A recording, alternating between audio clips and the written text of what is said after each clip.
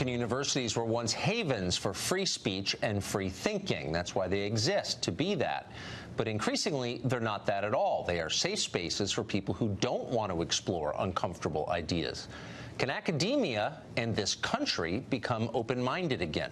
Heather McDonald's been thinking a lot about it. She's wrote a book on this topic. It's titled The Diversity Delusion, How We're Creating a Nation of Narrowed Minds. And she joins us tonight. Heather McDonald, it's always great to have you on the show. Thank you. So, it's an honor.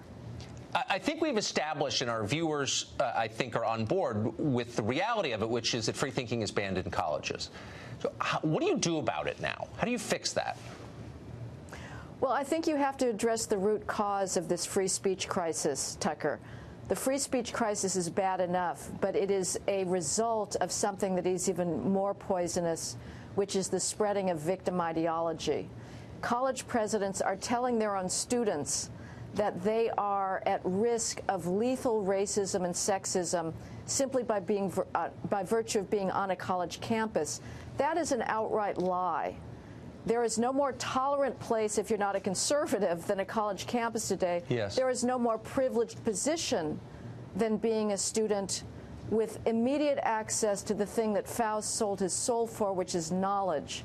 So we need to take on this poisonous narrative that college campuses in America in general are roiling masses of discrimination and sexism.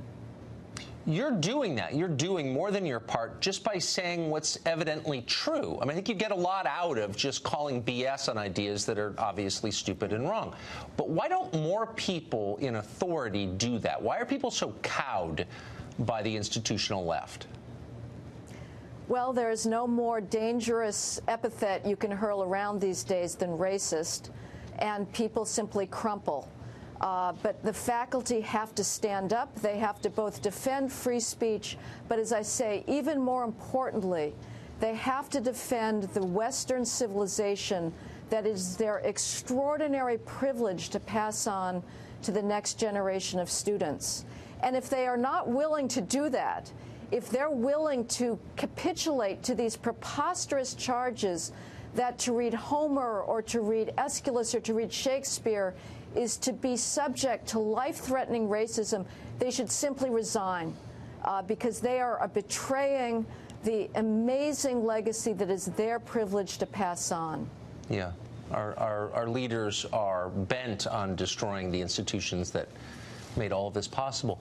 Very quickly, do you think that can happen? I mean, is there any hope that you can redeem academia in our intellectual life in this country? Or do we need to build something new? Well, it would be great to build new colleges. Unfortunately, they're going to face a prestige gap. Right. Parents that purport to be anti-materialistic, anti-capitalist are frenzied to credentialize their student with the most prestigious college diploma they can get. Ideally, they'd go for knowledge rather than simply the credentials. But I think we still have to keep on fighting within the university to shame these cowards, to shame the college presidents. And certainly, alumni have to stop giving money. Parents have to do due diligence. The trustees have to strap on some balls and actually exercise their fiduciary responsibilities to make sure that these colleges are actually educating students in our extraordinary civilization with its conquest of disease, of poverty, of want, and the ability to speak the truth that is now so jeopardized. Amen. This whole corrupt system is sustained by the status anxiety of horrible liberal parents. You're absolutely right. Exactly. Thank you. Heather McDonald, you've really done so much to tell the truth, and we appreciate it. Congrats on the book. Thank you. Thank you, Tucker.